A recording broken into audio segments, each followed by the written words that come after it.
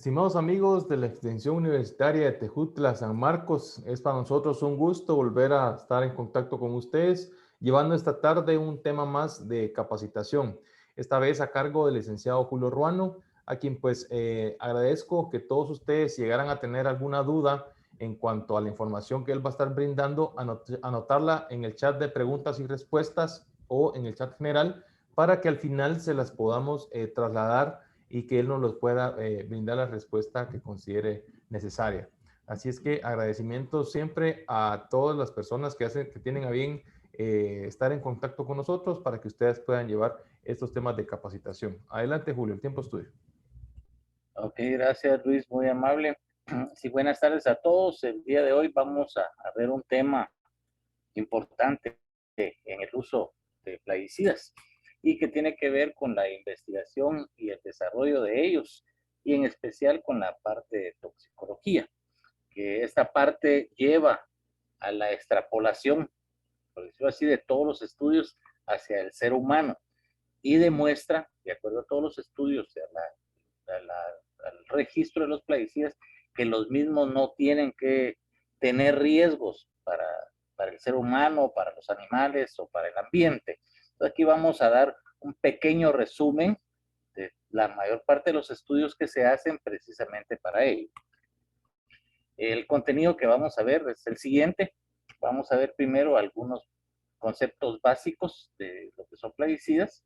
Luego vamos a entrar de lleno a la parte de investigación y desarrollo de los plaguicidas que se hacen antes de que los mismos sean comercializados, ¿verdad? Y nos vamos a enfocar básicamente en la parte de toxicología.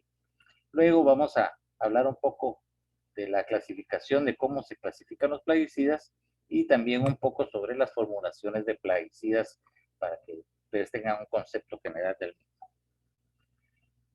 Bien, ¿qué es un plaguicida? Creo que ya en varias charlas lo hemos visto. Los plaguicidas se usan a nivel mundial mucho, precisamente porque los mismos lo que hacen es proveer mayores, ¿cómo se llama? Producciones de productos agrícolas por área que estamos sembrando. Y básicamente son sustancias químicas, todos los plaguicidas son sustancias químicas, a excepción de aquellos que son microorganismos como bacterias o insectos artrópodos y otros que también, artrópodos predatores que también se utilizan, pero la mayor parte de los plaguicidas son sustancias químicas y son utilizadas por el hombre para controlar, prevenir o destruir plagas y enfermedades que afectan a todas las plantaciones, a todos los cultivos agrícolas que nosotros estamos tratando de cosechar. La mayor parte de estas sustancias químicas son fabricadas por el hombre y son llamados, por ende, plaguicidas sintéticos.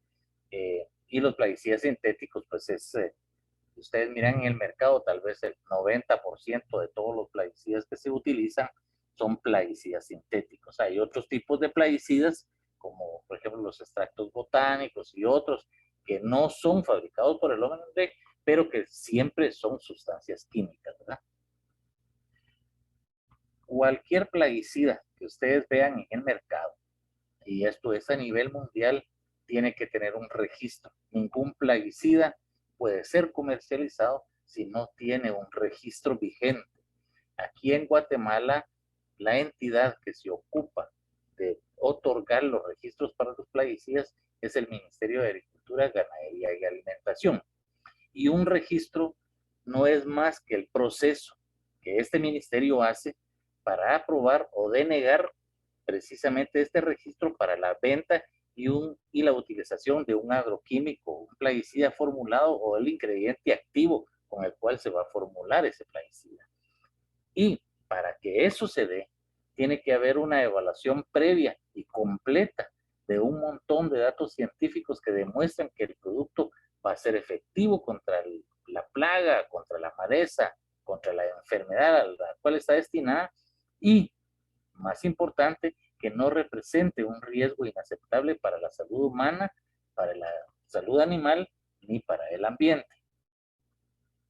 Los plaguicidas tienen un montón de beneficios, ¿verdad? Entre ellos, el más importante para el cual fueron hechos es para proteger a los cultivos y a los productos agrícolas. Como les decía, se utilizan para prevenir, destruir o controlar todo tipo de plagas, virus, bacterias, hongos, nematodos, ácaros, moluscos, todo tipo de insectos, plantas no deseadas como las malezas, roedores, enfermedades por hongos, etcétera. También se utilizan en algunos casos para defoliar o desecar. Hay algunos que se utilizan para regular el crecimiento de los cultivos y también se utilizan después de ser cosechados, todo para proteger el producto después de las cosechas normalmente, ¿verdad? También, por ejemplo, en semillas se utilizan algunos como tratamiento de semillas previo a que éstas germinen en el campo. Además, los plaguicidas son importantísimos porque dan una mayor producción por área. ¿Sí? Mientras menos áreas sembramos, vamos a mantener más hábitat o más áreas verdes. Y por eso es que es importante tener una mayor producción por área. No podemos tener actualmente producciones muy altas si no utilizamos productos para la protección de los cultivos o para la nutrición de los cultivos. Si los dejáramos de usar, más o menos a nivel mundial, las producciones agrícolas se vendrían abajo un 50%, lo cual sería inaceptable porque tenemos un montón de población a la cual hay que darle alimento. Y además también el hecho de producir más hace que se haga una disminución de costos y al final al consumidor le llegan productos a un menor costo. Si nosotros producimos menos, el costo al final para el consumidor va a ser mucho mayor. Y por último, es importante, son necesarios para lograr una producción suficiente que abastezca a toda la población. Y la población cada día va en crecimiento, por lo cual es necesario siempre llegar a producir más en la misma área y en beneficio pues de la salud de todos los consumidores finales. Es importantísimo también que los productos, a pesar de los beneficios, pueden tener, si no se usan bien, algunos aspectos negativos en la salud o en el ambiente. Pero si los usamos de acuerdo a lo indicado en las instrucciones, los beneficios son estos y no vamos a tener ningún impacto negativo. Por eso es que hay que utilizarlos correctamente. Vamos a hablar ahora sobre un poco de la investigación y desarrollo que se hace para los plaguicidas. Los plaguicidas son los productos actualmente que más se estudian y precisamente se estudian mucho porque cuando uno asperja plaguicidas, que normalmente lo hacen en el campo, después de asperjar, los plaguicidas no llegan solo y directamente al problema que queremos controlar. Es decir, nosotros llevamos una aspersión con una bomba de mochila y todo al campo, asperjamos el plaguicida y no significa que la aspersión solo le llegue al insecto, también va a llegar o puede llegar a otros lados. Se puede ir al aire por la utilización, se puede ir al agua o a los mantos freáticos si en caso llegaran por deriva, por precipitación, por lixiviación. Si hay una lluvia, se puede mojar el cultivo, caer al suelo y llegar hasta donde pueda haber alguna corriente de agua, etcétera. Ahí puede afectar a peces, algas y otros organismos que viven ahí. En el suelo también pueden quedar partes en el cultivo o en los productos. Lo que se va al aire después puede condensar, precipitar y volver a caer en el agua o en el suelo. Es decir, el plaguicida puede moverse después de su aplicación por muchos lados. Y lo importante de los estudios es que demuestren precisamente que después de asperjar los plaguicidas y saber para dónde van y de dónde vienen y cómo se movilizan y todo, al final en los productos que consumimos, que puede ser verduras, frutas, por ejemplo, el ganado, puede ser en las carnes o en los peces que comemos o en el agua misma, no existan residuos de plaguicidas. O si existen, no deben sobrepasar los límites que le puedan hacer daño al consumidor final o al aplicador en sí. ¿Sí? Todos los estudios nos tienen que demostrar que si los utilizamos de acuerdo a las instrucciones que se dan en la etiqueta y el panfleto, nunca vamos a hacerle o nunca vamos a causar ningún daño al consumidor consumidor final, en su salud, a largo plazo, en toda su vida, ni vamos a hacer ningún daño a todo el medio ambiente. Actualmente, los plaguicidas han ido variando mucho en su investigación. Los primeros plaguicidas que se tienen noticia, pues fueron desde el siglo, desde 1800, finales de 1800, que se comenzaron a usar algunos fungicidas como el cardo bordelés o el azufre, y algunos plaguicidas que venían de algunos extractos como la nicotina y otros, muchos de esos ya no se usan. Y luego, después de la Segunda Guerra Mundial, comenzaron a salir todos los plaguicidas sintéticos que actualmente seguimos usando. Muchos de ellos ya no se usan porque la investigación ha avanzado muchísimo. Pero a partir después de la Segunda Guerra Mundial, de los años 50, 60, la investigación ha ido creciendo y cada vez esa investigación es más grande y lo que se trata es de lograr plaguicidas mucho más eficientes y que hagan, que tengan menos riesgo hacia la salud y hacia el ambiente.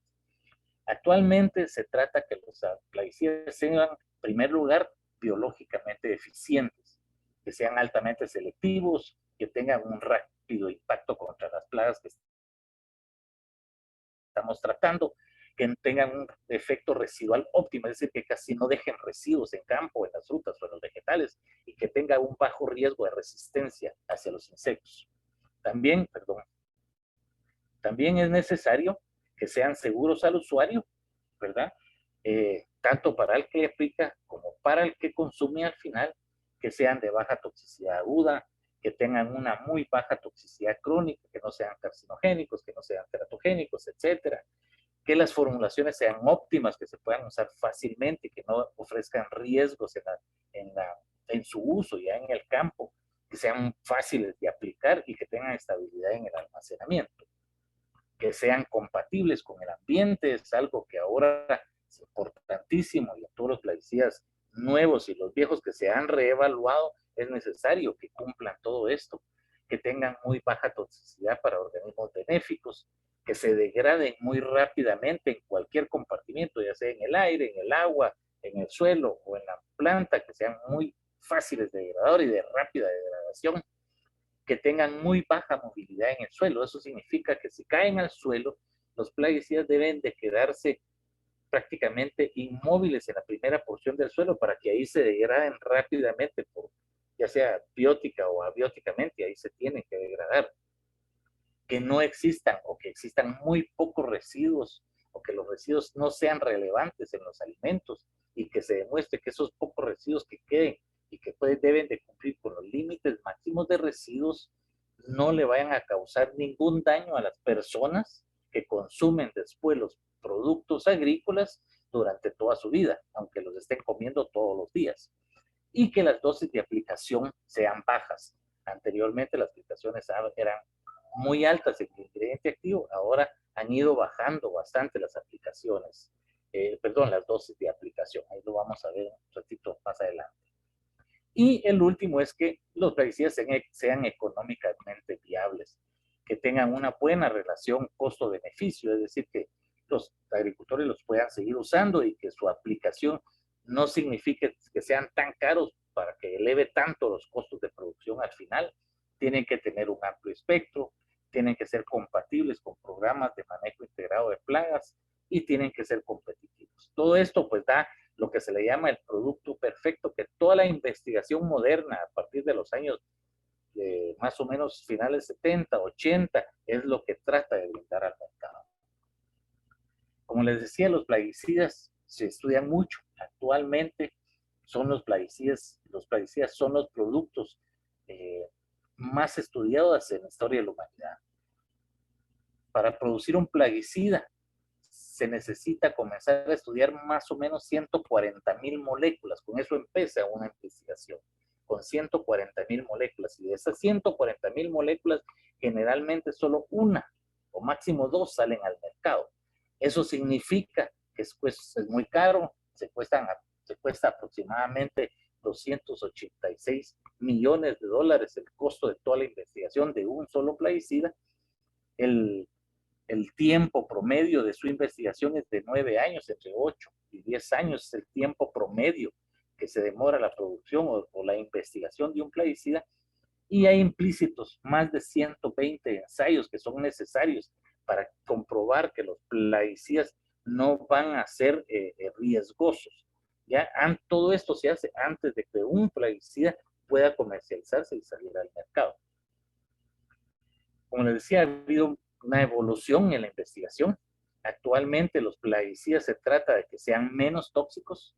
Todos los últimos plaguicidas son o franja verde o franja azul. Ya los de franja roja y amarilla ya están quedando en el olvido, son muy pocos los que hay. Y los plaguicidas viejos, por decirlo así, de viejas generaciones, han pasado reevaluaciones porque la investigación ha ido mejorando y hay muchísimos nuevos estudios. Todos los anteriores han tenido que ser nuevamente evaluados para ver si siguen en el mercado o no. Se usan menos dosis por hectárea actualmente. Aquí hay algunos ejemplos, por ejemplo, insecticidas. Anteriormente se utilizaron, por ejemplo, insecticidas clorados, organofosforados, que fueron las primeras generaciones, se utilizaban entre 500 a 1000 gramos por hectárea. Actualmente los insecticidas modernos, como los cloronicotinoides o cloronicotinilos, usan entre 10 a 350 gramos por hectárea. Los fungicidas anteriormente usaban entre 1000 a 4000 gramos por hectárea. Los nuevos fungicidas andan alrededor de unos 100, 125 gramos por hectárea. Y en los herbicidas, ahí es grande la diferencia. Anteriormente los herbicidas viejos, se puede decir, de generaciones anteriores, muchos de ellos todavía se siguen usando, se utilizaban entre 1000 a 4000 gramos por hectárea. Los nuevos herbicidas que están saliendo utilizan entre 4 y 40 gramos por hectárea. La idea es que los nuevos plaguicidas se aplique menos cantidad de ingrediente activo por hectárea para que definitivamente eso disminuye o minimiza más los riesgos que pudieran existir. Y además ha habido una evolución en los estudios que se solicitan ahora para el registro. En los años 50 solo se exigían 2 estudios básicos para los plaguicidas que estaban saliendo, que era la toxicidad aguda, intrínseca de cada producto, y ensayos que eran nada más de 30 a 90 días. Ya para 1970 la cantidad de ensayos creció muchísimo, específicamente para asegurar de que los plaguicidas no daban riesgos al ser humano y a los animales en el ambiente. Ahí ya se comenzaron a hacer estudios de 90 días, de 2 años, se comenzaron a hacer estudios de reproducción hasta de 3 generaciones, estudios de teratogenicidad para saber que los plaguicidas o los productos no iban a tener efectos en los embriones, por ejemplo, y ya actualmente se hacen muchísima mayor cantidad de estudios de los plaguicidas, ¿verdad? Ahí ya incluyen efectos mutagénesis, efectos carcinogénicos, efectos tóxicos acumulativos, se introdujeron todos los efectos ecotoxicológicos que tienen que ver con el ambiente, todo lo que es toxicidad de metabolitos. Tenemos que saber si nosotros asperjamos hoy a dónde va a llegar a dar el plaguicida, cómo se degrada, hasta dónde se degrada, que los metabolitos ya no van a ser peligrosos y que ya no va a existir riesgo para la población en general y para el medio ambiente, que también es importantísimo. Aquí en la gráfica que les estoy mostrando es la cantidad de estudios, son los leads que se entregan a la autoridad para que registre un plaguicida. Todos estos leads están condensados, todos los estudios que se hicieron durante los 8 años o 10 años de investigación de un plaguicida. Si se dan cuenta, una gran cantidad de información, toda la información es científica, es técnica, 100% comprobable y es la que se somete a un análisis por las autoridades para que después del análisis de toda esta información puedan dar la comercialización del producto. Como les decía, todo eso lo que ha significado también es que los costos para la investigación y el desarrollo hayan aumentado. En los años 75, 80, más o menos, y la investigación completa de un producto plaguicida tenía un costo de $50 millones. Actualmente son más de 286 millones de dólares lo que cuesta llegar un plaguicida al mercado para que se desarrolle y se pueda registrar. Este es un cuadro donde se muestra todas las áreas que se investigan en el desarrollo de un plaguicida. Se investiga toda el área química, desde cómo se sintetiza y cómo se desarrolla el proceso para obtener el ingrediente activo. Está todo el desarrollo y la investigación para lograr una buena formulación, un excelente empaquetado para que cuando ya llegue al consumidor final, él tenga la seguridad de poder manejar fácilmente la formulación y que el empaquetado sea correcto y lo mejor posible para que no haya ningún riesgo. Hay producciones en planta piloto, etcétera.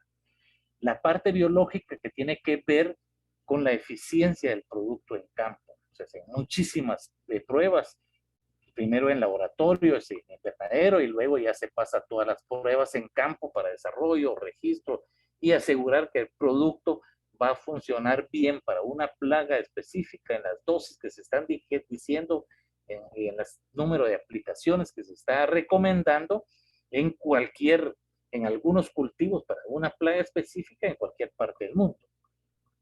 Y luego, dos de las áreas más importantes, una es la parte toxicológica, una parte que tiene que ver con mamíferos y con el ser humano, que se extrapola todo esto al ser humano.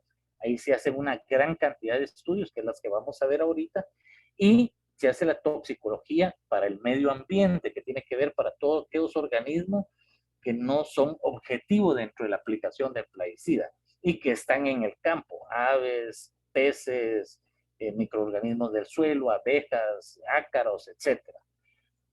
Y también se hacen todas las pruebas de destino ambiental, específicamente todas las pruebas de metabolismo, pruebas de cómo se degrada el plaguicida, cómo se moviliza, que no se acumula en el suelo ni en los organismos, etcétera, y se ve toda la parte de residuos, tanto en plantas, animales, suelo, agua y aire. Y aquí básicamente se miran al final todo lo que son los límites máximos de residuos y su extrapolación de que no tenga absolutamente ningún riesgo para las personas que después van a consumir ese producto. El día de hoy vamos a ver solamente la parte de toxicología, que tiene que ver con animales de sangre caliente, con mamíferos, y que es la parte que se extrapola hacia el ser humano.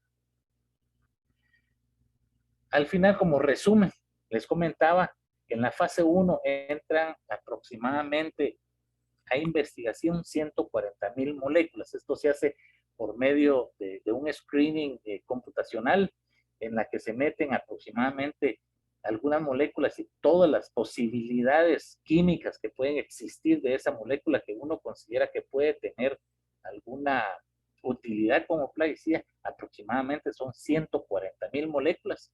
Ahí se analiza cuáles pueden ser sintetizadas, algunas que son demasiado caras en su sitio, otras que no se pueden producir, etcétera, etcétera. De esta fase, aproximadamente pasan solo 500 moléculas a la fase 2, que ahí ya se ve lo que es la eficiencia biológica, la toxicología aguda y la toxicología subcrónica. Luego de esta pasa a la tercera fase, perdón, solo voy a tratar de ver si puedo. Ahí está. A la tercera fase, de aquí solo pasan 25 moléculas y aquí se hacen todos los estudios de la toxicología crónica y la ecotoxicología. Ahí vamos a ver qué es la ecotoxicología crónica para que tengan una idea. Es decir, es un screening, es un filtro, ¿verdad? Hay moléculas que no pasan la primera, hay moléculas que no pasan la segunda y hay moléculas de aquí de la tercera que no pasan a la siguiente fase, ¿no? Que sería la última fase donde solo pasan 5 moléculas. ¿Ya? De estas ya solo pasan 5 moléculas, donde aquí al final a estas 5 se le hacen todas las pruebas ambientales de metabolismo y de residuos. Son las últimas pruebas que se hacen. Muchas de estas no pasaron las pruebas de toxicología crónica o de toxicología, y las que sí pasan o aprueban el test, por decirlo así, pasan acá. De ahí pasan 5 y de estas al final solo llega una de todas esas moléculas que se registra y llega al campo. De todo esto, si ustedes se dan cuenta, lo más importante de todo esto es que el producto que nosotros después vamos a usar en campo y que nos llega ya en forma formulada y que compramos y a los servicios y lo utilizamos en nuestra producción, lo más importante es utilizarlo bien, porque si no lo utilizamos bien, a pesar de todas las pruebas que pasó, si lo utilizamos de una forma incorrecta, como cualquier tecnología, podemos tener malos resultados. Por eso es importante siempre acatar todas las recomendaciones de la etiqueta y del panfleto y hacer un uso estricto conforme ellas nos dicen, precisamente para que no lleguemos a dar ningún riesgo al final. Como les decía, la investigación aproximadamente lleva entre 8 a 10 años. Vamos a ver ahora solo la parte toxicológica en mamíferos. ¿Qué es la toxicología? Y es básicamente la ciencia de estudiar qué tan peligroso puede ser una sustancia en sí. Todas las sustancias que existen en la Tierra tienen algún peligro. Y quien sentó las bases de la toxicología fue este señor que está acá, que fue Paracelso, hace muchísimos años. Y una frase de Paracelso se usa muchísimo, que dice, nada es veneno, todo es veneno. La diferencia está en la dosis. ¿Qué significa? Todos los productos químicos, absolutamente todos, tienen algún peligro. Puede ser el agua pura, que ustedes la tomamos todos los días, 1, 2, 3 litros diarios, no nos hace ningún daño.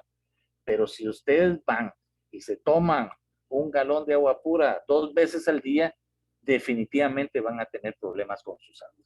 Definitivo. Y todo depende de la dosis. Todos los productos en sí son peligrosos. Y eso es lo que trata la toxicología, que tiene 4 puntos básicamente y que son los que se analizan cuando uno ve agroquímicos. El primero es la identificación de la peligrosidad. ¿Qué significa? Significa que cualquier producto es peligroso. Algunos son más peligrosos, otros son menos peligrosos. Y ese peligro, la peligrosidad en sí, es intrínseca de cada producto. Hay productos, como les decía, por ejemplo, algunas toxinas que producen algunos animales, todo, que son sumamente peligrosos. Hay otros productos, como el agua, la sal de mesa, el azúcar, qué sé yo, que son menos peligrosos. Esa es la identificación de la peligrosidad que es intrínseca de cada persona. Luego se hace una evaluación de lo que es dosis-respuesta. ¿Qué significa? ¿Qué tanto de ese producto realmente nos va a hacer daño? Puede ser que sea muy poco, puede ser que sea mucho, dependiendo de la dosis. Esa es la otra evaluación que se hace, la evaluación de dosis-respuesta. Luego se hace una evaluación de la exposición. Un producto puede ser muy peligroso, pero si no estamos expuestos a él, posiblemente no nos haga daño, ¿verdad? Entonces tiene que ver qué tanto estamos expuestos a ese producto o a ese riesgo para que nos haga daño. Esa es la evaluación de la exposición. Y por último, la caracterización del riesgo, que tiene que ver con todo lo anterior y que indica si ese producto utilizado bien, en la dosis correcta y todo, va a haber o no va a haber un riesgo aceptable para quien lo está usando o para quien lo va a consumir. Todo eso es lo que se analiza precisamente para caracterizar que al final el uso de los productos bien utilizados, valga la redundancia, no van a causar ningún riesgo. En la toxicología, para humanos y animales, se ven 2 tipos de estudios toxicológicos. Los primeros son los estudios que se llaman fenomenológicos, que tienen que ver con el daño que pueden causar al organismo en sí, a nuestros órganos internos, por ejemplo. Y ahí se hacen varios estudios. La toxicología aguda, se hacen estudios de genotoxicidad, estudios subcrónicos, estudios crónicos y de carcinogénesis, teratogénesis y neurotoxicidad. Eso lo vamos a ir viendo más adelante poco a poco. Y también se hacen todos los estudios mecanísticos que se le llaman. Si se tiene que saber cómo los productos son absorbidos por los animales o por el ser humano o por el cuerpo, cómo se distribuyen dentro del cuerpo, lugar del cuerpo van, cómo se metabolizan rápidamente y cómo se degradan y cómo se excretan al final todos los metabolitos que se pudieron haber ingresado en cualquier organismo. Luego existen los estudios ecotoxicológicos que también tienen que ver con toxicología, pero es para organismos no objetivos y que no tienen que ver también con el ser humano. Ahí hay un montón de estudios, eso hay una charla que era Plaguicidas en el Medio Ambiente, donde se ven todos los estudios ecotoxicológicos, que es con aves, peces, abejas, lombrices, etcétera, ¿verdad? Absolutamente todos los estudios que se hacen tienen que estar validados a nivel internacional y se utilizan básicamente dos guías. Una es la utilizada por EPA en Estados Unidos, que es la Agencia de Protección Ambiental en Estados Unidos, y la otra son las guías de la OSD, que son las guías utilizadas en Europa, en la Unión Europea. Estas dos guías son validadas a nivel internacional y esas guías se utilizan para hacer absolutamente todos los estudios científicos validados. Todas las especies de animales que se utilizan en los estudios son especies que han sido validadas y únicamente las especies indicadas en estos estudios son los que se utilizan para hacer toda la batería de estudios toxicológicos. Vamos entonces ahorita a ver todo lo que es la toxicidad aguda, o sea, todos los estudios toxicológicos que se dan en esta rama. Básicamente la toxicidad aguda tiene que ver o determina qué tan peligroso es el producto con una sola exposición y en 24 horas. Y lo que se determina es la dosis mínima que causa la muerte en animales de pruebas.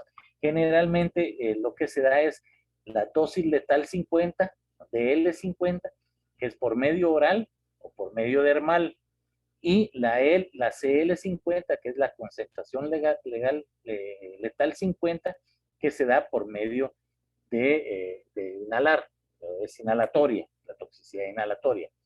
Estas dos, cuando tiene su índice 50, significa que la dosis que se da aquí es la dosis que mató en los estudios de laboratorio al 50% de los animales de prueba.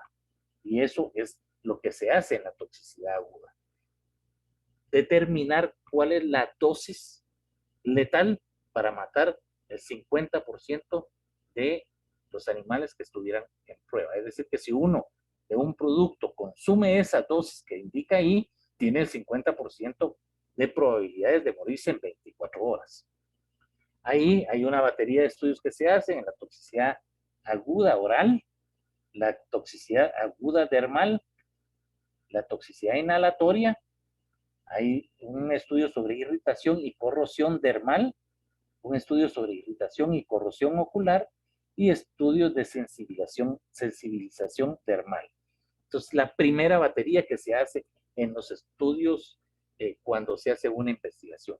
Productos que tienen una toxicología aguda muy alta son descartados y ya no siguen los siguientes estudios. Solo siguen aquellos productos que tienen una toxicología aguda que pueda ser manejada correctamente y que no, después de las dosis, vamos a ver, todos los estudios no van a ofrecer riesgos, ¿verdad?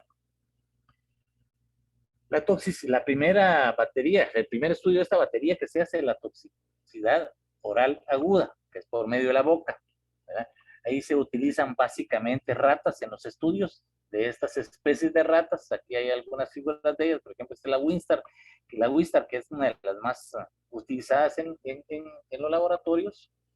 Y básicamente, como les decía, se hace una sola exposición, se les da una dosis a las ratas, a la cantidad de ratas que están en el estudio, y durante 24 horas se observa cuántas ratas se murieron. De ahí es donde se saca la mortalidad, la DL50, que se da en miligramos por kilogramo del peso corporal, ¿verdad? Y es la que mata o produce la mortalidad del 50% de los individuos tratados. Luego está la toxicidad aguda dermal, que persigue lo mismo, solo que a través de la piel. Generalmente se usan conejos albinos, ratas y cobayos, ciertas especies validadas, Se hace en los dos sexos, también es una sola exposición en 24 horas, y lo que se hace es afectar aproximadamente el 10% de la superficie del cuerpo del animal, y sobre eso se ponen unas compresas donde se le da la dosis y la piel pues absorbe ese producto y se ve qué tan tóxico puede ser ese producto vía dermal o absorbido a través de la piel. Ahí también se saca la DL50, que es la mortalidad que se produce y mata al 50% de los animales en prueba. Los valores de la toxicidad anterior y esta, o sea, los valores de DL50 oral y los valores de la DL50 dermal son los que se utilizan como base para la clasificación toxicológica de los plaguicidas. Ya sea en nuestro caso y en el caso de todo Centroamérica y prácticamente a nivel mundial, se utiliza la clasificación dada por el sistema globalmente armonizado. Esto se vio en la charla sobre etiquetado. Y de aquí provienen las franjas de color que ustedes ven en los envases de plaguicidas. Todos los envases de plaguicida en la parte de abajo tienen que tener una franja de color que indica la peligrosidad del plaguicida, tanto aguda dermal como aguda oral. Ahí hay 4 colores, que es verde, azul, amarillo y rojo. El rojo son los productos que tienen las mayores toxicidades y los verdes son los que tienen las menores toxicidades, ¿verdad? Eso es lo que significa la franja. La franja de color que está bajo las etiquetas le da a conocer a uno qué tan peligroso es ese producto para el humano, ¿verdad? Y por eso es que uno al verlo tiene que saber cómo manejarlo o tener más precauciones que con otro para poderlo manejar. No significa que los verdes no haya que tener precauciones, para todos hay que tener precauciones. Luego, también se hacen estudios de la toxicidad inhalatoria aguda, ¿verdad? Estos estudios se hacen en ratas de ambos sexos y básicamente se hacen con equipos de flujo de aire, que se le llama, que son como estas, se le inyecta aire con una cantidad de plaguicida inmersa, que son plaguicidas normalmente que se pueden gasificar o que son gases.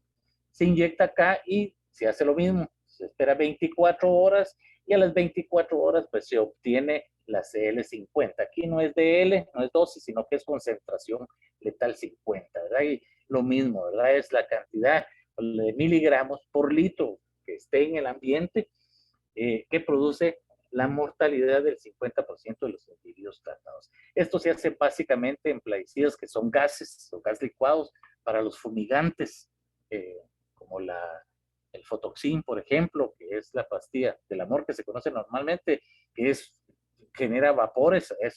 Este tipo de toxicidad es la que se hace ahí. También en aerosoles o en aplicaciones, algunas en aplicaciones aéreas que tengan valores de presiones muy bajas. Luego hay dos, ¿cómo se llama? Estudios que se hacen con irritación y corrosión. Una es la irritación y corrosión dermal, la otra es la irritación y corrosión ocular. La dermal se hace en conejo albino y lo que se observa aquí es los daños irreversibles que pueden haber en tejidos de la piel, es decir, ¿cómo se llama? Se coloca en la piel del conejo y se observa si le causa daños a la piel que sean irreversibles completamente, ¿verdad? Se hace una sola dosis y pues exposición por 4 horas, ¿verdad? Y la otra es la irritación y corrosión ocular, que esa también se hace en conejos albinos adultos y se aplica en la superficie del ojo. En el conejo se aplica el producto en un ojo y el otro ojo se deja como testigo, ¿verdad? Y ahí se evalúa qué tanta irritación o qué tanta corrosión y daños puede existir en los ojos. Todo esto, como les digo, después se resume todos esos estudios en la etiqueta y en los datos de la etiqueta, que lo vamos a ver después. Y el último estudio de esta batería de toxicidad aguda que les estaba diciendo es la sensibilización a la piel. Se hace básicamente en cerdos de Guinea o en ratones y se hace por exposiciones de vía inyección intradérmica o epidérmica, y básicamente aquí lo que se trata es de observar si el producto produce alergias en los animales, ¿verdad? Entonces, una sola dosis se observa a los 10 o 14 días, se les hace otra dosis y después la evaluación se hace a los 23 o 32 días. Y lo que se observa, como les decía, es precisamente que no exista ninguna producción de alergias en los animales. Todos los estudios que pasaron esta fase como menos tóxicos, todos los que poseen toxicidad muy alta y todo, pues se quedan atrás, ya no siguen, que son las fases que les decía al principio y que es como un filtro que se va haciendo precisamente para llegar al único producto al final que se comercializa, ¿verdad? El otro estudio que se hace al inicio de la genotoxicidad, que es básicamente para ver si existen daños en los cromosomas o en el ADN.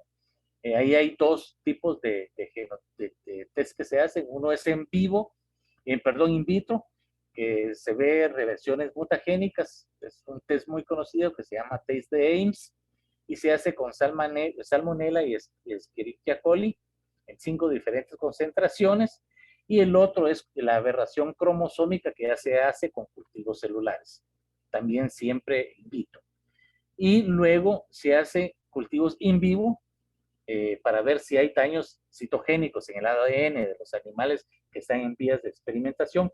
Y ahí se hace básicamente en ratones que se utilizan 5 por sexo, ¿verdad? Ahí se les da alimentación por gavage o por intubación o intraperitoneal y entonces se ve si existieron daños citogénicos después de haberles dado la dosis. Como les digo, los primeros in vitro se hacen primero, todos los que no pasan se quedan atrás y solamente los que pasan con el OK, se puede decir, pasan al in vivo. Y luego de eso ya pasan a la siguiente fase. La siguiente fase, si se recuerdan, pasaban muy pocos productos a estos, sería la toxicidad subcrónica.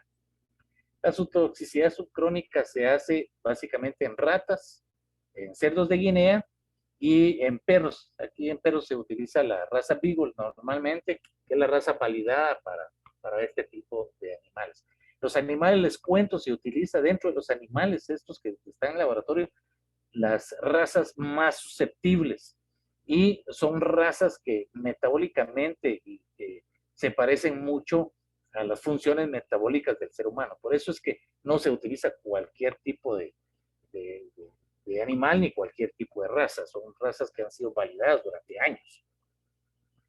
Aquí lo que se les da a los animales son dosis repetitivas por tiempos cortos de 14 a 90 días. ¿Qué significa? Significa que a estos animales se les da de comer todos los días, dentro de su alimentación, una dosis del producto, una dosis del plaguicida, va dentro de la alimentación. Y eso se hace todos los días durante 14 a 90 días. La mayor parte de los estudios son a 90 días. ¿Sí? El animal come todos los días su alimento con una cantidad de plaguicidas que va inmerso, que va incluida dentro del alimento. Luego, al final, pues se hacen una serie de exámenes sobre los animales y lo que se trata de analizar es si hubo efectos tóxicos sobre cualquier tejido, sobre cualquier órgano, sobre cualquier sistema del animal que ha estado en investigación. Y lo que se determina aquí, que es importantísimo y es una de las pruebas más importantes, es el nivel de efecto adverso no observado, se llama, no a él. Y esto se calcula y se da en miligramos del producto, en este caso los plaguicidas, por kilogramo por día. ¿Sí? Los kilogramos por peso corporal por día. Y básicamente significa que este nivel se observó luego de que se le dio de comer todos los días durante los 90 días al animal y no le causó absolutamente ningún efecto tóxico en ningún tejido, en ningún órgano o en ningún sistema. A esto es lo que se le da el nombre de NOAEL. Y estas dosis son las que se utilizan para los estudios crónicos. Estos son estudios subcrónicos o de bajo tiempo, de poco tiempo, y se utilizan básicamente para la determinación del efecto no adverso. El efecto no adverso significa que comieron todos los días y que al final la dosis que se determinó no le hizo ningún daño. Esos estudios se hacen de forma oral, dermal o inhalatoria, se hacen de los 3 tipos, ¿verdad? Por 28 para ver efectos neurotóxicos y por 90 días para ver qué tipo de órganos se han afectado y si hay posibilidades de acumulación. Si hay posibilidades de acumulación, los productos se desechan. Todos los que pasan esto y se le encuentra un nivel de efecto no adverso, entonces pasan a la siguiente fase siempre y cuando esas dosis sean unas dosis adecuadas, pues, ¿cómo se llama? Por consiguiente. Y como les decía, lo importante de todos esos estudios es determinar la dosis máxima que se utilizó y que no produjo ningún efecto adverso en todos los animales de experimentación. Luego de la toxicidad subcrónica, pasamos ya a la toxicidad crónica y de carcinogenicidad. Esto son normalmente en rata, ratón y perro, y aquí son estudios a más largo plazo, generalmente hasta 2 años, ¿verdad? O hasta a veces hasta la vida del animal, ¿verdad? Y ahí también se hacen dosis repetitivas, es decir, se les da al animal en su alimentación una dosis del producto que fue determinada por él, no a él, se le da todos los días esa dosis en la comida, el animal come todos los días su alimento con esa dosis de producto y luego se analiza qué pasó después de 12, 18 o 24 meses, ¿verdad? Depende del animal y cuánto vive el animal también, ¿verdad? También se hace por forma oral, dermal e inhalatoria. Y ahí se hacen 2 tipos de test que pueden combinarse y hacerse uno solo. Uno es la toxicidad crónica, para determinar que no hubo absolutamente ningún efecto o ninguna enfermedad, por decirlo así, después de todo el tiempo que pasaron durante la vida prácticamente del animal que pasó comiendo todos los días esas dosis con su alimento, y se analiza todo lo que es hematología, urianálisis, la química clínica, se les hace necropsia al final, se les hace histopatología, ¿verdad? Eso se hace normalmente ratón y perro, ¿verdad? Casi todo se hacen en ratones y perros. Luego se hacen también estudios de carcinogénesis, saber que no hubo cáncer, que no hubo tumores, se detecta si hubo efectos o lesiones neoplásticas, etcétera, etcétera. Y lo importante aquí es que los animales no deben de sufrir absolutamente ningún efecto con esa dosis al final, ¿verdad? Y esa dosis al final es la que se traslapa al final al ser humano. Si la dosis que después de haber sido comida por los animales durante toda su vida, todos los días, no les causó absolutamente ningún efecto en su salud. Luego también se hacen efectos en la reproducción, saber que con esas dosis de no efecto, el animal no va a tener ningún daño en su salud, pero tampoco va a tener daños los fetos o las generaciones siguientes. Y para eso se hacen primero estudios de teratogénesis, que tiene que ver con saber que no existe o que el producto no va a causar daños en el feto.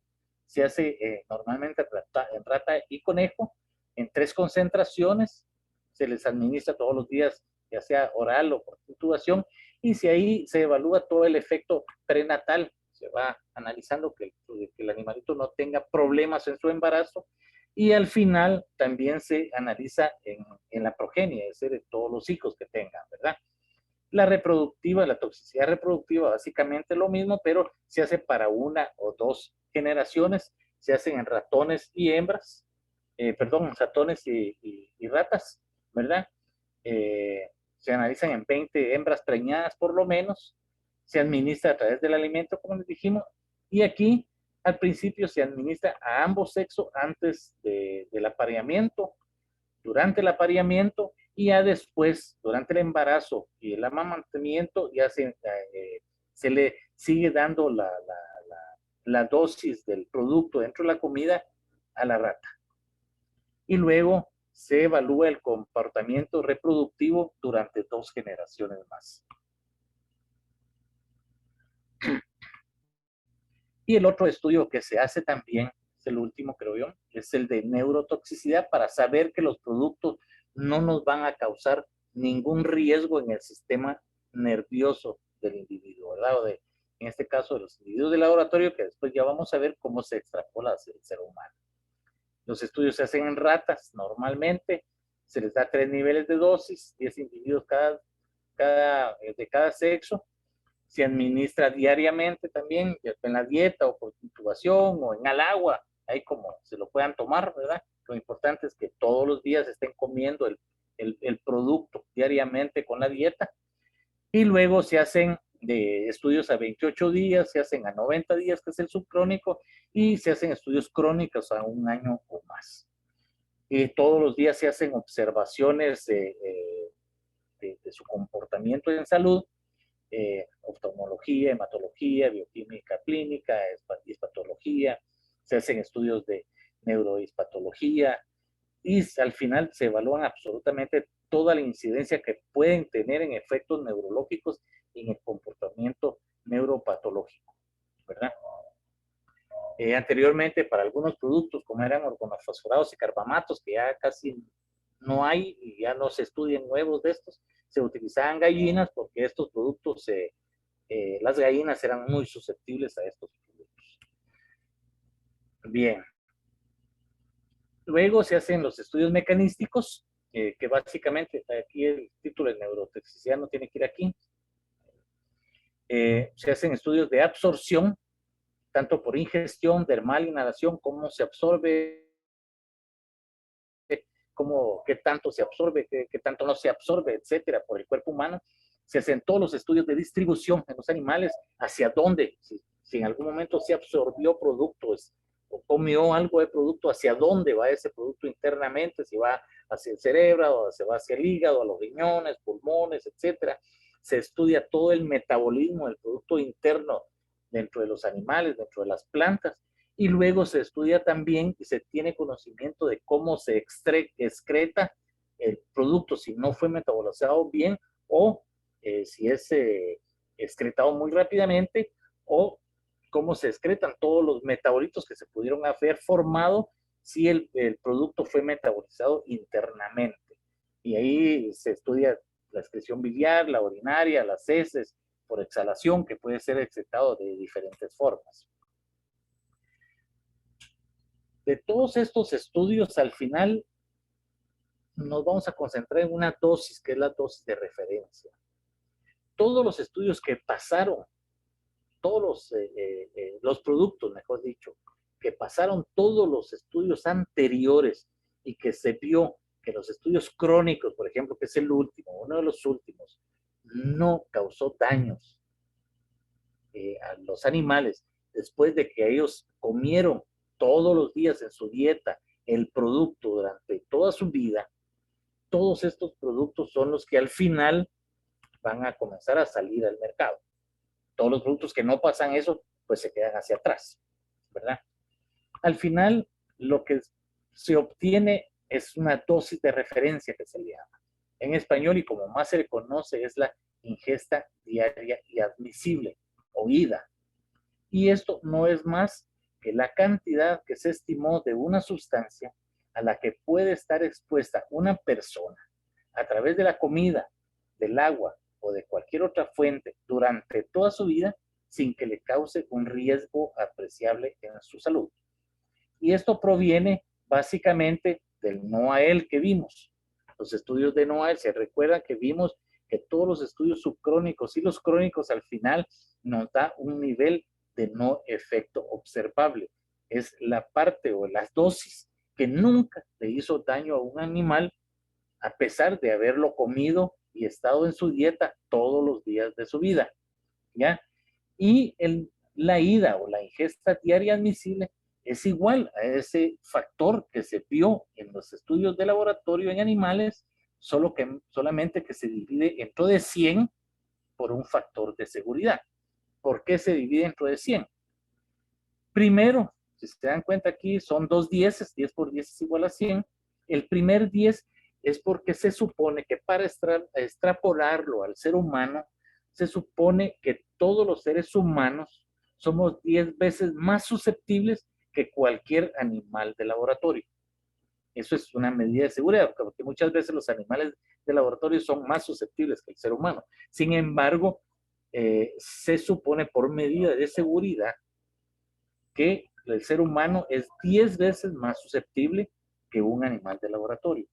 Y el segundo 10 supone que dentro de los humanos, un humano que esté enfermo, o que sea un niño, o que sea un anciano, por ejemplo, es 10 veces más susceptible que un humano normal. Por eso es que el NOAEL que se obtiene en los animales de laboratorio, por seguridad hacia el humano, se divide dentro de 100. Y eso que sale acá, esto es lo que se le llama la ingesta diaria admisible. Y no es más que la cantidad de producto que nosotros podemos comer diariamente y que puede estar en los alimentos, que puede estar en el agua, en cualquier otro lado, y que lo podemos comer todos los días durante toda nuestra vida, que nunca nos va a hacer ningún daño. Eso es la ingesta diaria admisible. Cada producto tiene su ingesta diaria admisible. Sí, es completamente diferente para un producto A que para un producto B, pero absolutamente todos los productos tienen este dato y esta dosis de referencia. Para que se cumpla esa dosis de esta ingesta diaria admisible, precisamente por eso es que se llaman los límites máximos de residuos. Cuando nosotros asperjamos en campo, el producto cae en la planta, se degrada la mayor parte del producto en la planta, o en varios días se va degradando completamente, pero cuando uno cosecha después del tiempo de carencia que se le llama, que es el tiempo de carencia es, si nosotros aplicamos hoy el panfleto de un plaguicida, porque cada producto también tiene diferentes periodos de carencia, el panfleto nos va a indicar, yo hice hoy mi aplicación, en mi última aplicación, en cuánto tiempo después de esa aplicación yo puedo cosechar. Porque eso lo que nos da es saber con exactitud que el plaguicida que cayó sobre la planta se degradó lo suficiente al momento de la cosecha. Y vamos a cumplir con los límites máximos de residuos, que básicamente el límite máximo de residuo es el nivel máximo de residuos que un plaguicida de plaguicidas que se permite legalmente en los alimentos o piensos, cuando se aplican correctamente. Un LMR o un límite máximo de residuo es lo máximo de residuo de plaguicida que un alimento puede contener y que nos garantiza que podemos comer ese producto todos los días durante toda nuestra vida sin que nos haga absolutamente ningún daño.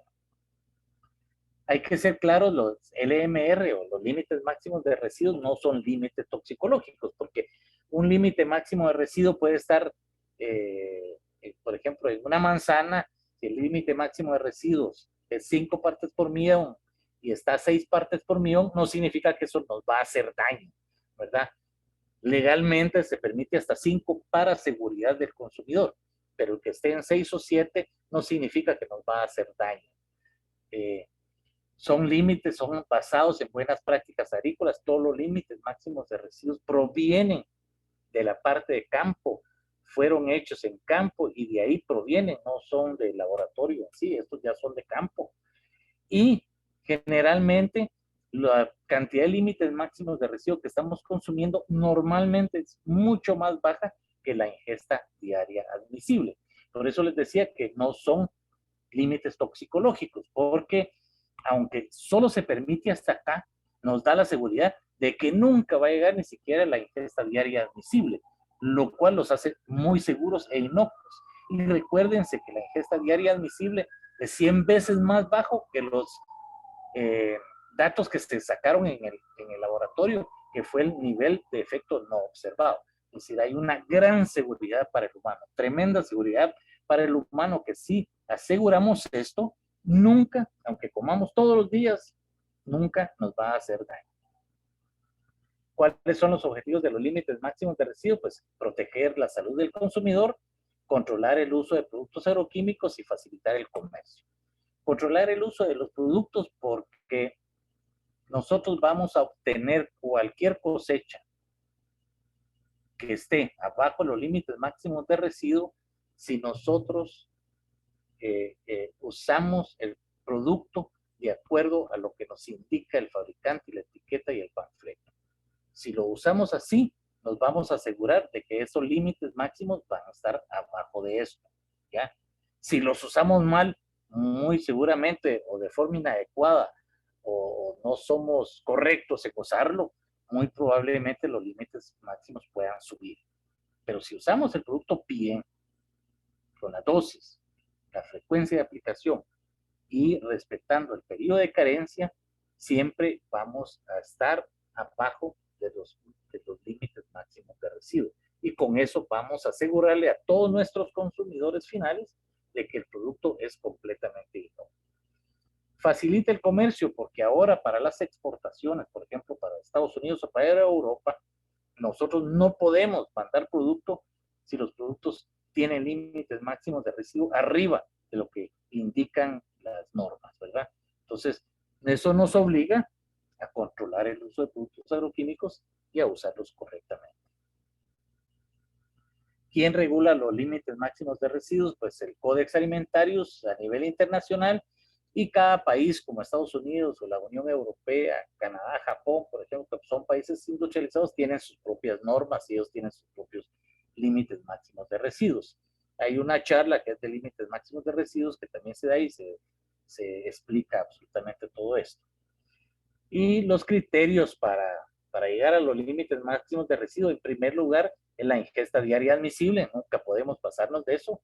Y tiene que ver también con lo que consumimos diariamente, ¿verdad? No es lo mismo, nosotros aquí consumimos una cierta cantidad de dieta, en Estados Unidos se consume otra cantidad de dieta y en Europa otro tipo de productos en la dieta. También depende de eso, de la ingesta diaria admisible, y en base a todo eso, pues se colocan los límites máximos de residuos. Y en la parte agronómica tiene que ver con buenas prácticas agrícolas y todos los ensayos de campo de residuos se sacan precisamente en campo, ¿verdad? Aquí hay una gráfica donde se indica que al principio, cuando nosotros aplicamos en campo, en la planta o en el cultivo, que a cierta cantidad de residuos que se comienzan a degradar inmediatamente por acciones bióticas o abióticas, ¿verdad? Y terminan degradándose hasta el nivel de no efecto que se le llama o hasta ya no se detecta. Cuando la degradación esta alcanza aproximadamente más del 50% de su degradación, ahí es donde se fijan los límites máximos de residuo y el periodo de carencia. O sea, desde que aplicamos hasta acá se le llama periodo de carencia. La última aplicación que hicimos y nosotros podemos cosechar hasta este día, ¿ya? Cuando cosechamos a este día, estamos seguros de que vamos a estar dentro de las normas de límites máximos de residuos. Perdón. Esos son todos los estudios ecotoxicológicos y así es como se traslapola al ser humano. Todo lo anterior, como les dije, llega al final en un resumen en la etiqueta, ¿verdad? Y por eso es tan importante la etiqueta y el panfleto. Usándolo bien, no vamos a causar ningún riesgo, sobre todo al consumidor final. Aparte, hay otros estudios toxicológicos que son los ecotoxicológicos, que es en organismos no objetivos. Esto, no sé si ya lo vimos en una charla anterior, que se llama Los plaguicidas y el ambiente, pero ahí se termina también todo lo que vimos anteriormente, pero para animales que no son de sangre caliente, como las aves, los peces, invertebrados acuáticos, las abejas, los artrópodos benéficos, las lombrices de tierra, todos los microorganismos del suelo. Se ven ahí y que son importantísimos para asegurar que no vamos a causar también, ¿cómo se llama?, riesgos al medio ambiente necesarios. También se hacen todos los estudios de destino ambiental, que es la parte de degradación. Tenemos que saber cómo se degrada el producto, en qué se degrada, en cuánto tiempo se degrada. Tenemos que saber cómo se moviliza del aire al suelo, del suelo al agua, etcétera, etcétera. Cómo se disipa, es decir, aunque se degrade, sepamos cómo se degrade. Tenemos que saber en cuánto tiempo se degrada, eso se llama disipación. Y tenemos que saber que los productos no son acumulativos en ningún lado. No son acumulativos en el suelo, no son acumulativos en el agua y no son acumulativos también los organismos de ninguna especie, ni en los pájaros, ni en los peces, ni en las plantas, ni en el ser humano. No pueden acumularse, se tienen que degradar. Todo eso, como les decía, al final, todos los estudios, 8 o 10 años de estudio, 286 millones de dólares, cantidad de estudios enormes que se hacen, una gran información técnica y científica, todo al final, en resumen, llega a la etiqueta. Ahí están todas las recomendaciones en la etiqueta. ¿Qué dosis usar? No se puede pasar uno de la dosis que se indica. ¿Cuántas aplicaciones se pueden hacer en el cultivo indicado? No se puede pasar una de esas aplicaciones. Cada cuánto tiempo se tienen que hacer esas aplicaciones, cuál es el periodo de carencia, etcétera, etcétera. Cuando nosotros hacemos la aplicación de un producto y seguimos todas esas recomendaciones, no vamos a causar riesgos inaceptables a la salud y al ambiente. Y al final vamos a poder estar seguros de que no estamos contaminando nada del ambiente, no le estamos haciendo daño a ningún animalito que está cerca de la población y nunca le vamos a hacer riesgo o le vamos a causar ningún riesgo a la salud de cualquier persona que después va a consumir nuestros productos. Bien, vamos a ver un poquito ahora cómo se clasifican los plaguicidas, ¿verdad? ¿Qué tipo de plaguicidas hay? Un poquito de la clasificación para que tengan una idea cómo se clasifican. En primer lugar, vamos a hablar de lo que es el ingrediente activo, que es el producto real que ejerce la acción biológica y sobre el cual se hacen absolutamente todos los estudios que hemos visto. Hay un ingrediente activo que se llama purificado, ese no se encuentra normalmente en el mercado, solo se hace a nivel de laboratorio y se utiliza básicamente como estándar analítico. Este tiene una pureza mayor al 99%, son sumamente caros y como les digo, solo se utilizan a nivel de laboratorios para hacer análisis. Luego está el ingrediente activo grado técnico, que sí es el que se produce en las plantas de producción, se sintetiza para lograr el producto formulado. Estos normalmente tienen más del 90% de pureza y con este ingrediente activo, con este tipo de producto, es con el que se hacen todos los estudios de toxicidad, por ejemplo, ¿verdad? Y ese es el que se utiliza para hacer el producto formulado. Este no se comercializa normalmente, únicamente se comercializa a las plantas que lo formulan y lo reenvasan. Eso tienen que estar registradas en el país, no son muchas. Este se utiliza entonces para producir el producto formulado, que lleva el ingrediente activo y lleva una serie de aditivos, solventes, coadyuvantes, estabilizantes, surfactantes, etcétera, para hacernos el producto y que se mejore su aplicación, que es el producto que al final le llega ¿cómo se llama? Al agricultor. Tiene que, la formulación optimiza la eficacia biológica, lo hace apto para que realmente se pueda mezclar con el agua, se pueda aplicar correctamente y le pueda llegar a la plaga que estamos controlando. Tiene mejor vida en la estabilidad en el empaque, es un mejor manejo, su persistencia es buena, da mayor vida en el anaquel. Al final, este es el producto que vemos nosotros, que es el producto comercial que le llega a cualquier agricultor que lo va a utilizar en su plantación, el producto formulado. Aquí en Guatemala, ingrediente activo grado técnico también se registran por equivalencia, se le llama. Cuando se hace la primera investigación y desarrollo de los plaguicidas, los hace una casa comercial que les hace absolutamente todos los estudios, ¿verdad? Y que al final, después de su evaluación, pues le dan la comercialización, le dan el registro para su comercialización. A ese primer fabricante, por decirlo así, normalmente se le concede una patente o una protección al registro, protección por datos de prueba aquí en Guatemala, que puede ser 10 años aproximadamente, es lo normal, ¿verdad? Durante el cual solo ellos pueden comercializar esto. Después de eso ya vienen todos los demás productos que se le llaman post-patente o productos genéricos.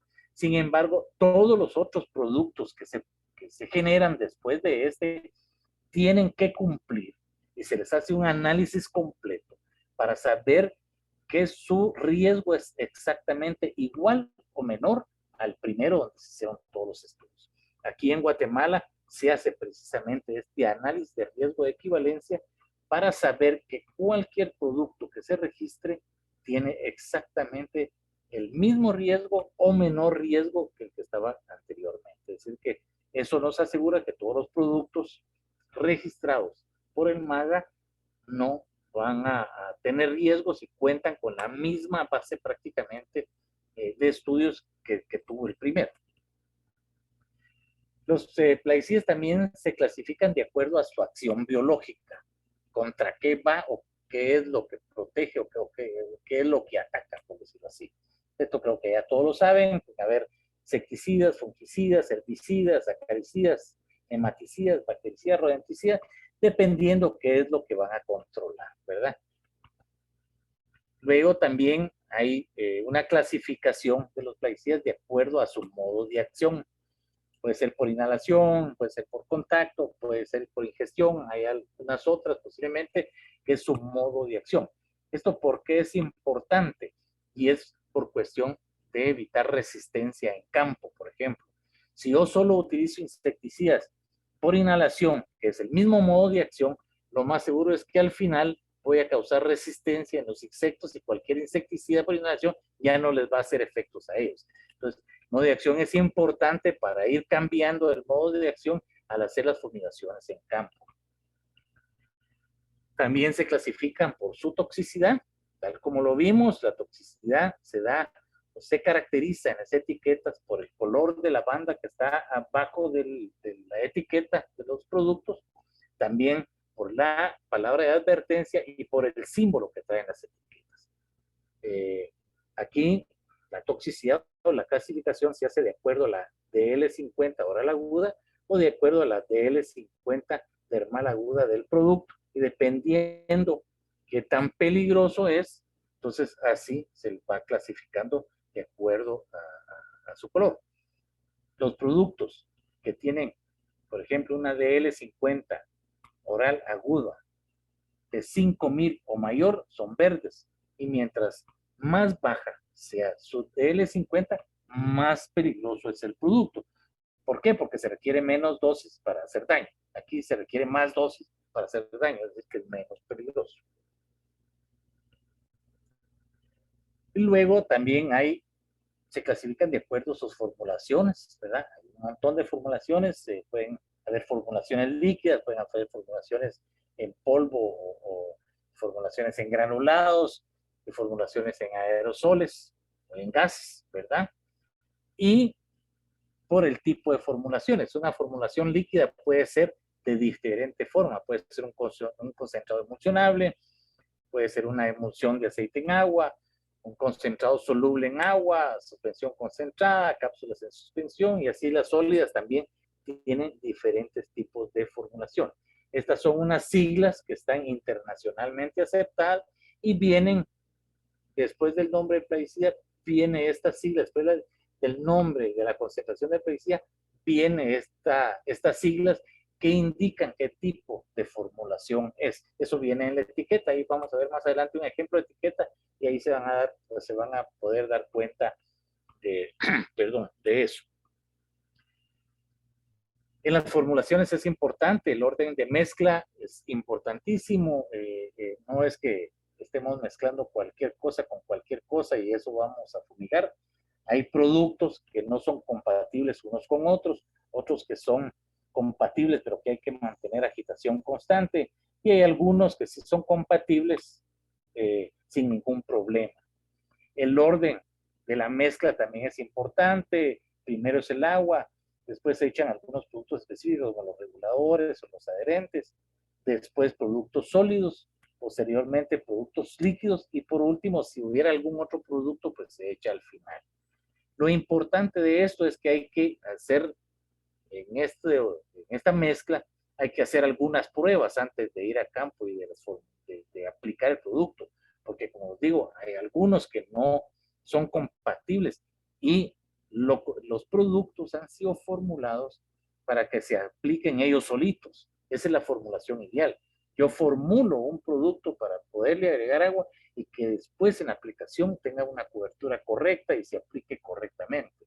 Si ya le aplico otro, puede ser que me cambie algunos parámetros dentro de la aplicación. Entonces, lo ideal es aplicar un solo producto, pero sabemos que a veces por costos y por un montón de cuestiones no es factible. Aplican dos, máximo diría yo tres, más de tres es, normalmente no se debería hacer porque podemos tener problemas en la aplicación. Y al tener problemas en la aplicación vamos a tener problemas en la efectividad del producto, podemos hacerle daño a la planta y otro montón de problemas que podemos tener ahí. Importante, aquí les decía, todo viene resumido en la etiqueta y en el panfleto, todos los productos lo tienen que traer. La etiqueta siempre viene adherida al envase, ya sea envase rígido como este o en bolsas o lo que sea, y el panfleto generalmente viene en una bolsita plástica aparte que viene incorporado dentro del envase, generalmente en una bolsita plástica que viene ahí metida dentro, o ¿cómo se llama? Agarrada dentro del tapón o a la par del tapón del envase. Estas dos cosas siempre hay que solicitarlas en el servicio, siempre hay que tenerlas. Y antes de usar el producto, siempre hay que leerlas y leerlas bien para seguir bien sus instrucciones. Creo que ya está claro que lo tenemos que hacer así para no causar daño. Si lo hacemos de acuerdo a estas dos cosas, nunca vamos a causar daño, ¿verdad? Bueno, ya dijimos por qué son importantes. ¿Y qué datos se encuentran en las etiquetas, por ejemplo? Bueno, se encuentran un montón de frases de advertencia, ¿verdad? Dentro de la etiqueta se encuentra lo que es el nombre y la composición del producto. Siempre viene el nombre comercial del producto, viene el porcentaje de composición. Por ejemplo, si es una terbutrina, dice aquí, al 50%, y luego trae las siglas de la formulación, que es esta, SC, ¿ya? Perdón. Luego abajo dices que es un herbicida, la familia del herbicida y el ingrediente activo, que es terbutrina, y la composición completa. Trae un montón de, como les decía, de precauciones y advertencias de uso, como por ejemplo que no se pueden almacenar en cualquier lugar, trae la advertencia de cómo almacenarlo, indica también pictogramas y de qué tipo de equipo de aplicación mínimo, de protección personal mínimo se tiene que utilizar, precauciones como no comer, no fumar, etcétera. Trae también todos los síntomas de intoxicación específico para ese producto, los primeros auxilios que se pueden dar específicos para ese producto y el tratamiento médico. Por eso es tan importante siempre que alguien sufre una intoxicación, cuando se le lleva al centro de salud o con un médico, llevar la etiqueta porque aquí le da instrucciones al médico de cómo seguir su tratamiento. Si no, puede ser un mal tratamiento y puede ser peor, ¿verdad? Traen las franjas de color y los símbolos que indican la toxicidad del producto, ¿verdad? Traen medidas de protección al medio ambiente, generalmente de forma de pictograma y con algunas frases, ¿verdad? Que dice que es tóxico para el ganado y tóxico para peces o crustáceos, por ejemplo. Trae el pictograma del triple lavado, ¿verdad? Y importante es que tiene que traer el número de registro y el país de registro. En Guatemala tiene que venir siempre que está registrado en Guatemala con un número de registro. Si esto no lo traes porque es ilegal, que es de contrabando, o saber que nos están vendiendo. Eso hay que denunciarlo o no comprarlo. Y también trae el número del lote, la fecha de formulación y la fecha de vencimiento del producto. En el panfleto encontramos algo de información que está en la etiqueta, pero encontramos mucha más información también que nos sirve a la hora de la aplicación. Encontramos las frases de advertencia, encontramos el nombre de la casa comercial, el tipo de producto, pero también encontramos el uso agronómico, encontramos el modo de acción, qué tipo de aplicación se recomienda, cómo se prepara la mezcla en campo y qué equipo de protección personal mínimo es el que hay que utilizar cuando se hace uso de este producto. trae todas las recomendaciones de uso, trae el cultivo, los cultivos donde se puede utilizar, las plagas donde se puede utilizar, la frecuencia de la dosis en que se puede utilizar y la frecuencia de aplicaciones y algunas recomendaciones, ¿verdad? Y la parte de abajo trae todos los intervalos de aplicación, trae el periodo de reingreso. El periodo de reingreso es, yo apliqué hoy, ¿en cuánto tiempo puedo volver a entrar al área tratada por esa aplicación? Dependiendo del producto, puede ser desde 1 hora hasta días. Trae el periodo de carencia que les explicaba, yo apliqué hoy, hasta cuánto tengo que dejar pasar para cosechar, ¿verdad? Trae datos de fitotoxicidad y de compatibilidad del producto. Trae más precauciones y advertencias como donde almacenar, lo que vimos la vez pasada, el tipo de almacenamiento que se tiene que hacer, dónde almacenarlo, dónde no. Trae también los signos y síntomas de intoxicación y el tratamiento médico. Importante, trae los números del Centro de Información Toxicológica, que para Guatemala es el Centro de Información y Asesoría Toxicológica, que está en la Universidad de San Carlos de Guatemala, en la Facultad de Ciencias Químicas y Farmacia, donde uno puede llamar y ahí dan asesoría a las 24 horas en caso de una intoxicación. Trae las medidas de protección y el medio ambiente, trae otras advertencias como para el manejo de envases, de remanentes y de desechos de productos, y también todos los datos de la empresa, el número de registro del producto. Importante, como les decía, tenemos que leer siempre la etiqueta, el panfleto, leerlo todo, y mejor si lo guardamos, lo tenemos en un lugar seguro por si volvemos a utilizar ese mismo producto en aplicaciones posteriores. Bien, eso es lo que tenía el día de hoy para ustedes. Espero que les haya quedado un poco claro. La lección más importante es, como cualquier tecnología, la tenemos que usar correctamente para no causar daño, ¿verdad? Si la usamos bien, no vamos a causar daño y vamos a producir alimentos inocuos para toda nuestra población. Si hay alguna duda, cualquier cosa, pues estoy a las órdenes. Si no, pues ahí está mi número de mail, me pueden escribir a él con mucho gusto. Yo ahí trato de responderles a todos. Muchas gracias, Julio Rano, por tu información. Es una información pues bastante detallada. Espero que también hayan podido tomar nota. De lo contrario, pueden entrar a nuestra página de internet www.gremiagro.com y poder ver nuevamente pues, la grabación de esta capacitación. Julio, voy a dar paso a una consulta. En caso de Belisario Valle, te pregunta si existen plaguicidas genéricos. Sí, definitivamente. El mayor mercado posiblemente ya es de plaguicidas genéricos, que se le llama, que son plaguicidas post patente, o sea, fueron hechos después de que el primer plaguicida, que fue el que se investigó completamente, ya venció su protección. Entonces de ahí ya vienen un montón de productos post patente que varias casas después los comienzan a generar. Es importante, como les decía, que los productos post patente pasan el mismo análisis de peligrosidad que los primeros. Es decir, aunque hayan muchos productos post patente o genéricos aquí en Guatemala, a todos siempre se les hace todo el análisis de riesgo para saber que los mismos no van a ofrecer ningún riesgo igual que el primero. Muchos de ellos hasta mejores son, definitivamente. Pero sí, existen muchos. Gracias, Julio. William Dionisio te pregunta si han utilizado otros animales para las pruebas de toxicidad. No, como les decía en un principio, todos los animales que se utilizan en las pruebas de laboratorio tienen que estar validados a nivel internacional por organismos certificados, definitivamente.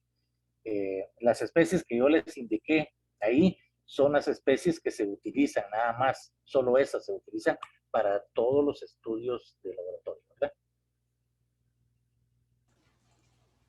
Muy bien. Acá hay una pregunta de Abiu Mejía. Si un animal muere por una sobredosis suministrada, ¿qué se hace en ese caso? Y si existe algún artículo que ampare la aprobación de experimentación en animales. Bueno, no sé en qué caso puede morir un animal por sobredosis si la suministran. Si es en el caso de los estudios que me imagino, ahí esos están validados y se sabe cómo hay mucho. Por ejemplo, en la dosis letal aguda, Precisamente el estudio es saber cuántos animales se mueren en una sola dosis.